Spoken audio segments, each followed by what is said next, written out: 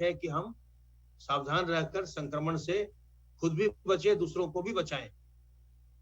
अब तक मार्च 2020 से अब तक 16,28,456 व्यक्ति संक्रमण के पश्चात स्वस्थ हो चुके हैं, संक्रमण मुक्त हो चुके हैं और रिकवरी का प्रतिशत इस समय प्रदेश में बढ़कर के 96.4% हो गया है, 96.4%।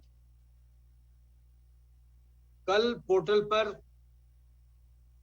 जो हमारे कोविड संक्रमित व्यक्ति हैं, उनमें से 140 लोगों की मृत्यु दर्ज की गई है। इस समय पॉजिटिविटी की दर बहुत ही कम हो गई है और कल की जो दैनिक पॉजिटिविटी की दर थी वो 0.6% थी, जबकि प्रदेश की ओवरऑल पॉजिटिविटी प्रारंभ से अब तक 3.4% है। विगत 24 घंटों में 3,40,096 टेस्ट किए गए और इनमें से 1,42,000 से अधिक RT-PCR के टेस्ट किए गए।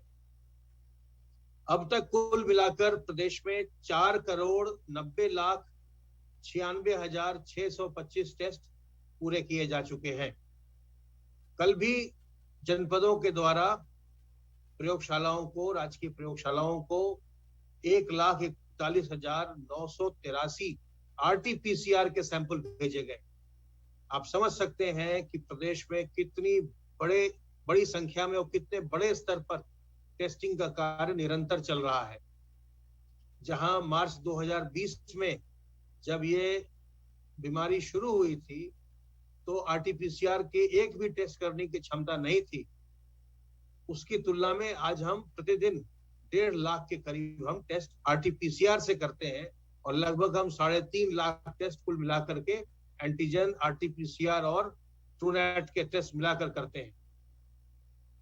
41,214 एक्टिव केस में से 23,419 इस समय होम आइसोलेशन में हैं और बाकी के मरीज हमारे राजकीय अस्पतालों में, मेडिकल कॉलेजेस में और निजी अस्पतालों में है और कुछ लोग असाइनमेंट की प्रक्रिया में। सर्वेलेंस की कार्रवाई बहुत ही बड़े स्तर पर लगातार चल रही है और आप जानते हैं कि सर्वेलेंस का कार्य न केवल हमारी टीमें कर रही हैं, बल्कि निगरानी समितियों के माध्यम से भी यह कार्य ग्रामीण क्षेत्रों में भी और शहरी क्षेत्रों में भी किया जा रहा है। अब तक जो हमारी सर्वेलेंस की टीमें हैं वो 2,89,506 इलाकों में 6,39,611 टीम दिवस के माध्यम से 3,55,92,642 घरों का सर्विलांस कर चुकी हैं और इनमें रहने वालों की संख्या 17,11,90,918 है। कोविड टीकाकरण का कार्य भी लगातार चल रहा है और जैसा कि आप जानते हैं कि कल से अर्थात परसों से अर्थात 1 जून से सभी 75 जिलों में 18 से 45 वर्ष के लोगों का टीकाकरण प्रारंभ हो जाएगा और उसी दिन से एक खास शुरुआत की जा रही है। माननीय मुख्यमंत्री जी के निर्देशन पर एक अभिनव पहल उत्तर प्रदेश सरकार की, वो ये कि कुछ वैक्सीनेशन सेंटर हर जिले में अभिभावक स्पेशल के रूप में बनाए जा रहे हैं। इन पर केवल वही लोग अपना वैक्सीनेशन करवा सकेंगे जिनके बच्चे 12 साल से छोटी उम्र के, जिनके बच्चे 12 साल से छोटी उम्र के न हो, वो कृपया करके यहाँ पर अपना स्लॉट बुक ना करें। अगर आप स्लॉट बुक करेंगे और आप जब वैक्सीनेशन सेंटर पर आएंगे तो आपसे सुरक्षा कर्मी और वैक्सीनेटर वगैरह सब आपसे आपके बच्चे का भी पहचान पत्र मांगेंगे, आधार कार्ड हो या जन्म प्रमाण पत्र हो या स्कूल का ID कार्ड हो, इनमें से कोई आपको लेकर वहां जाना पड़ेगा। और अगर आप ये प्रमाणित नहीं कर पाते हैं कि आपका एक बच्चा 12 साल से कम उम्र का है तो आपको वैक्सीन वहां पर नहीं लगाई जाएगी। तो इसलिए अच्छा ये है कि आप तभी अभिभावक स्पेशल जिस भी वैक्सीनेशन सेंटर के आगे लिखा हुआ हो उसमें आप स्लॉट बुकिंग तभी कराइए जब कि आप किसी 12 साल से छोटे बच्चे के माता अथवा पिता हैं। वैक्सीनेशन के कार्य में अब तक 1,45,42,802 लोगों को वैक्सीन की पहली डोज लगाई जा चुकी है और 34,49,797 लोगों को वैक्सीन की दूसरी डोज लगाई जा चुकी है। इस प्रकार अब तक कुल मिलाकर 1,79,92,599 डोजेस लगाई जा चुकी हैं। 18 से 44 वर्ष के जो लोग हैं उनमें बहुत ज्यादा उत्साह देखा जा रहा है और वो बहुत सी उत्साह से वैक्सीन लगवाने आ रहे हैं। जो भी वैक्सीन आपको लगाई जा रही है, चाहे आप सरकारी केंद्र पर लगवा रहे हो अथवा प्राइवेट केंद्र पर लगवा रहे हो, ये बिल्कुल ही सुरक्षित है, असरदार है और किसी भी भ्रामक प्रचार में मत आइए। कई बार ये देखा जा रहा है कि कई जिलों में जो लोग टीकाकरण कर रहे हैं, स्वास्थ्यकर्मी अपने घर परिवार को छोड़कर लगातार आप लोगों की सुरक्षा में लगे हुए हैं ताकि आप टीका लेकर के, टीका लगवा करके सुरक्षित हो जाएं। उनके साथ कहीं कहीं पर यह देखा जा रहा है कि लोग उलझ रहे हैं। ये बिल्कुल भी उपयुक्त नहीं है। जो भी स्वास्थ्यकर्मी जा रहे हैं टीका लगाने, ये आपके जान की हिफाजत के लिए टीका लगा रहे हैं और इससे किसी भी प्रकार का अगर कोई आपको भ्रामक प्रचार कर रहा है कि टीका लगवाने से आपको कोई नुकसान होगा, तो ये बिल्कुल ही झूठी बात है। ये टीका लगवाने से आप सुरक्षित रहेंगे और टीका अधिकांश लोग जिनको अवसर मिल रहा है लगवा रहे हैं। मैंने भी अपनी दोनों डोज लगवा चुका हूं। मैं भी दो डोज लगती है टीकाकरण में, दोनों डोज मैं भी लगवा चुका हूं और आप लोगों से अनुरोध है कि आप अपना टीकाकरण जरूर करवाइए। और हम इस समय तरह तरह के अभियान भी चला रहे हैं, जैसे जो डाक विभाग के कर्मी हैं, जो डाकिया हैं और उनके अधिकारीगण हैं, उनका हम टीकाकरण विशेष रूप से कर रहे हैं, 45 वर्ष से अधिक उम्र के लोगों का। ऐसे ही जो रोडवेज के कर्मचारी अधिकारी हैं, उनका हम टीकाकरण कर रहे हैं। ऐसे ही जो जेल के कैदी हैं, जो भी 45 वर्ष के ऊपर की उम्र के हैं, उनका हम टीकाकरण कर रहे हैं।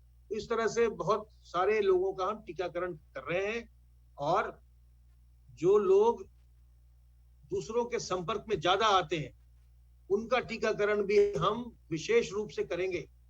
15 जून के आसपास हम जो लोग रिक्शा चलाते हैं, ई रिक्शा चलाते हैं या जो लोग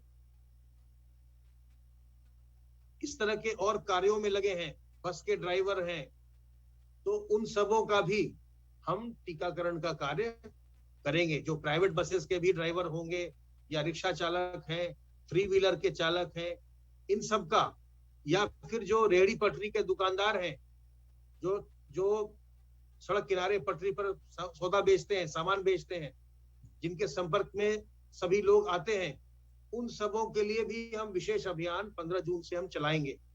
तो माननीय मुख्यमंत्री जी का ये निर्देश है कि जो भी लोग ज्यादा लोगों के संपर्क में आते हैं, उन्हें जल्द से जल्द टीका लगा करके सुरक्षित किया जाए ताकि वो स्वयं भी सुरक्षित रहें और दूसरों को भी संक्रमित न करें। इसका अभियान भी हम विशेष रूप से चलाएंगे।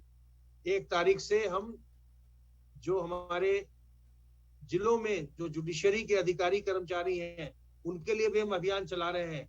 जो हमारे मीडिया कर्मी हैं, उनके लिए भी हम सभी 75 जिलों में अभियान हम 1 जून से प्रारंभ कर रहे हैं ताकि उन्हें भी हम सुरक्षित कर दें। उन्हें जगह जगह जाना पड़ता है, समाचार संकलित करना पड़ता है। तो इस तरह से राज्य सरकार का ये प्रयास है कि जल्द से जल्द हम अधिक से अधिक संख्या में टीकाकरण करें और जिन लोगों को बहुत लोगों के संपर्क में आना पड़ता है अपने कार्य के सिलसिले में, उन्हें हम शीघ्रातिशीघ्र सुरक्षित कर दें। टीका लगने के बाद भी आप से अनुरोध है कि सावधानी बरतते रहिए। अपने अभी संक्रमण कम हुआ है, समाप्त नहीं हुआ है, अभी भी संक्रमण है और कुछ जिलों में अभी भी बहुत केस आ रहे हैं। आप देख रहे होंगे, अखबारों में पढ़ रहे होंगे, बहुत सारे राज्यों में अभी भी बहुत सारे केसेस आ रहे हैं, इसलिए बहुत सावधान रहने की आवश्यकता है। ये आपके सहयोग से ही संभव हो सका है कि आज संक्रमण बहुत ही निचले स्तर पर आया है। ये सरकार के प्रयासों और जनता के उत्तरदायित्वपूर्ण व्यवहार, सहयोग एवं निगरानी समितियों की चौकसी के कारण संभव हो पाया है। तो अपने हाथ को साबुन पानी से साफ करते रहिएगा, अपने मुंह और नाक को ढक कर रखिए, जब भी बाहर निकलिए मास्क लगाइए, गमछे, रुमाल, दुपट्टे से मुंह और नाक को ढक कर रखिए और लोगों से 2 गज की दूरी बनाकर रखिए, क्योंकि जब आप लोगों के नजदीक जाएंगे तो संक्रमित होने का खतरा बढ़ता है। तो अगर आप सावधान रहेंगे तो संक्रमण से बचे रहेंगे और टीका लगवा के सुरक्षा कवच भी पाएंगे। सावधान रहिए, सतर्क रहिए। किसी प्रकार की उलझन हो, हमारे हेल्पलाइन नंबर 1800 180 51 45 पर फोन करिए और विशेषज्ञों की सलाह लीजिए। स्वस्थ रहिए, संक्रमण मुक्त रहिए और सपरिवार प्रसन्न रहिए।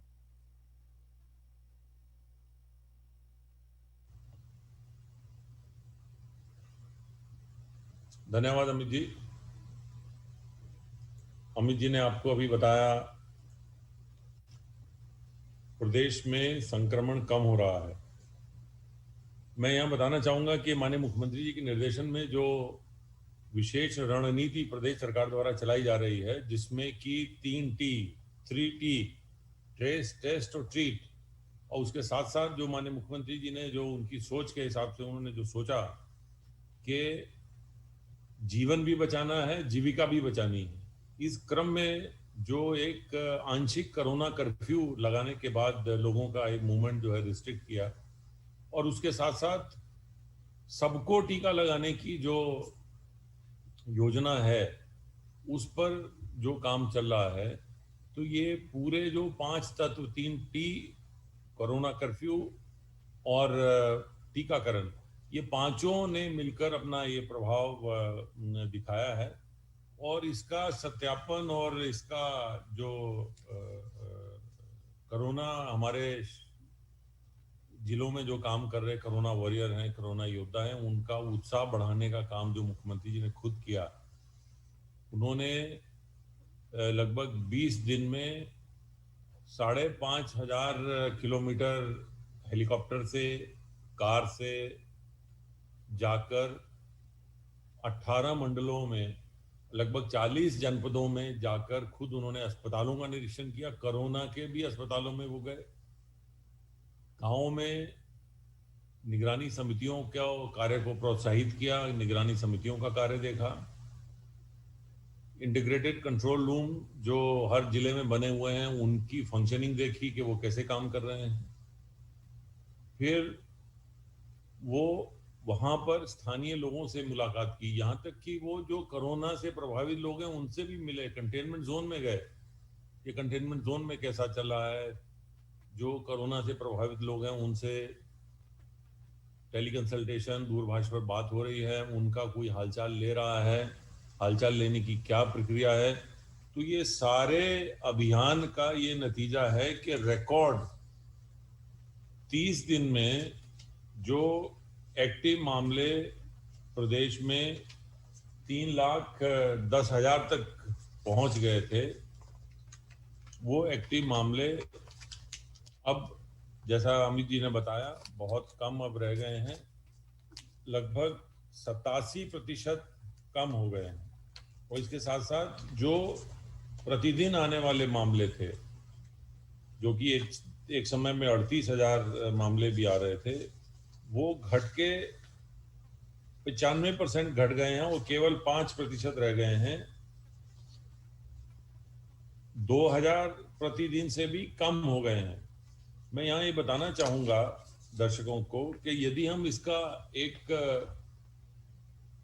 तुलना करें अन्य प्रदेशों से, तो आप देखेंगे कि जैसे महाराष्ट्र में उसकी आबादी 12.2 करोड़ है और महाराष्ट्र में 57 लाख कोरोना के मरीज आए अभी तक, और आज की तारीख में वहां पर 2,76,000 से ज्यादा एक्टिव केसेस हैं जो कि अभी जिनका इलाज चल रहा है। कर्नाटका की आबादी 6 करोड़ है, वहाँ 25 लाख से अधिक केस आए और 3.5 लाख अभी एक्टिव मामले हैं। इसी तरह से केरल की आबादी 3.5 करोड़ है, वहाँ 24 लाख मामले आए और अभी भी 2,33,000 एक्टिव हैं। तमिलनाडु जिसकी आबादी 7.6 करोड़ है, वहाँ पर 20 लाख मामले आए जिनमें 3,10,000 अभी भी एक्टिव मामले हैं। वहीं उत्तर प्रदेश जिसकी आबादी 22.5 करोड़ है, लगभग इन 3 प्रदेशों की आबादी मिलाकर वहाँ केवल 16,88,000 मामले आए और इस समय सिर्फ 46,000 जो कल तक थे, आज 42,000 जो है वो मामले एक्टिव हैं। तो ये साफ दर्शाता है। इसमें मैं ये भी बताना चाहूँगा कि जो पॉजिटिविटी रेशो है वो जहाँ महाराष्ट्र में 16.5% है, केरल में 12.5% है, तमिलनाडु में 7.5% है, वही उत्तर प्रदेश में केवल 3.5% है। इसी तरह से जो पॉजिटिविटी रेशो है, रिकवरी रेशो है, जो आदमी ठीक हो रहे हैं उनका जो अनुपात है, उनका अनुपात महाराष्ट्र में 93%, कर्नाटक में 85%, केरल में 90%, तमिलनाडु में 83% और उत्तर प्रदेश में 96% है, जो कि आज बढ़ के 97% के आसपास हो गया है। तो ये केवल मैं आंकड़े इस प्रकार से दिखा रहा हूं कि ये दर्शाता है कि उत्तर प्रदेश का जो कोविड मैनेजमेंट का जो माननीय मुख्यमंत्री जी के निर्देशन में जो कोविड का प्रबंधन जो हो रहा है, ये एक मैनेजमेंट के लिए एक मॉडल है। एक तरह से ये अध्ययन का विषय है कि इतनी बड़ी आबादी और उसमें भी 7 लाख लोग जो हैं प्रवासी मजदूर आए दूसरे प्रदेशों से, महाराष्ट्र से आए और दिल्ली से आए, जहां पर की संक्रमण बहुत भीषण था, और तमिलनाडु में तो अभी भी, महाराष्ट्र में तो अभी भी है। तो इतने प्रदेशों से आने के बाद भी व्यवस्था को संभाला गया, व्यवस्था को संभाल कर इस प्रकार से आज जो है इस स्थिति पे आया है कि आज 2000 से कम मामले आ रहे हैं प्रदेश में, पूरे प्रदेश में 22 करोड़ की जनसंख्या में। जो पॉजिटिविटी रेशो है वो 0.6% रह गई है। और यहाँ जैसे मैं आपको बता रहा था कि अब जो सामने हमारे जो है वो ये है कि टीकाकरण कराया जाए, और माननीय मुख्यमंत्री जी ने 1 जून से पूरे प्रदेश में एक वृहद टीकाकरण का अभियान चलाने का एक पूरा कार्यक्रम बनाया है। परसों से, जैसे भी अमित जी ने बताया, लगभग 1 करोड़ से अधिक लोगों को 1 महीने में टीका लगाया जाएगा। और 12 वर्ष से छोटे बच्चों के लिए अलग, सरकारी कर्मचारियों के लिए अलग, जो हमारे जुडिशियल ऑफिसर्स हैं उनके लिए अलग, शिक्षकों के लिए अलग, ये इस प्रकार की व्यवस्था की गई, पत्रकारों के लिए अलग, कि ऐसे ऐसे बूथ जो कि स्पेसिफिक हों जहां पर उन्हीं समूहों का टीकाकरण कराया जाए। 12 वर्ष से अधिक, 12 वर्ष से कम उम्र के जो उनके बच्चों के माता पिता हैं, उनको इसलिए कि अगर मान लो जैसे विशेषज्ञ बता रहे हैं तीसरी लहर आती है, तो कम से कम अभिभावक लोग सुरक्षित रहें, वो अपने बच्चों की देखभाल कर सकें। तीसरी लहर के लिए जो तैयारी, उसमें मुख्यमंत्री जी अपने पर्सनल, उनका जो व्यक्तिगत अनुभव है, जिसमें कि इंसेफ्लाइटिस पे पिछले 4 सालों में नियंत्रण पाया गया है, जो कि इंसेफ्लाइटिस से जो पूरे पूर्वी उत्तर प्रदेश में होने वाली जो बच्चों की जो अनफॉर्चुनेट जो दुखद मृत्यु होती थी, वो 95% घटी है। तो ये सारा जो अनुभव है उससे पीडियाट्रिक आईसीयू, नियोनेटल आईसीयू, ये सभी जो है व्यवस्थाएं अभी से उसका नियोजन किया जा रहा है, ताकि किसी भी प्रकार की स्थिति से निपटने के लिए पूरी व्यवस्था उपलब्ध रहे और संभावित तीसरी लहर से हम अपने जो है बच्चों को उनको संभालें, उनको बचा के रखें। ये ऑक्सीजन के बारे में ये बताना था कि प्रदेश में भविष्य में ऑक्सीजन की व्यवस्था में कठिनाई ना हो। देखिए, अभी सामान्यतः उत्तर प्रदेश में ऑक्सीजन की मांग 350 मीट्रिक टन रहती थी, जो कि इस प्रकार की महामारी के समय में एक समय बढ़ के 1100 तक भी मीट्रिक टन तक भी ऑक्सीजन प्रदेश में सप्लाई की गई है। अभी आजकल जो है फिर से वो मांग जो है 400 450 मीट्रिक टन पर आ गई है। पर भविष्य में कोई कठिनाई ना हो, सभी अस्पतालों को प्रयास किया जा रहा है कि ऑक्सीजन के प्लांट लगाकर उनको वहीं स्थानीय स्तर पर ही ऑक्सीजन के साथ जोड़ा जाए। और लगभग 415 प्लांट ऑक्सीजन के जो हैं वो बनाए जा रहे हैं। उनमें लगभग 61 प्लांट तो चालू भी हो गए हैं। बाकियों पर भी बड़ी तेजी से काम किया जा रहा है और कोशिश की जा रही है कि अगले 3 महीने में ये सभी प्लांट लग कर चल पड़े और हॉस्पिटल में जो भी अस्पतालों को ये साथ में लग रहे हैं वहाँ पर समुचित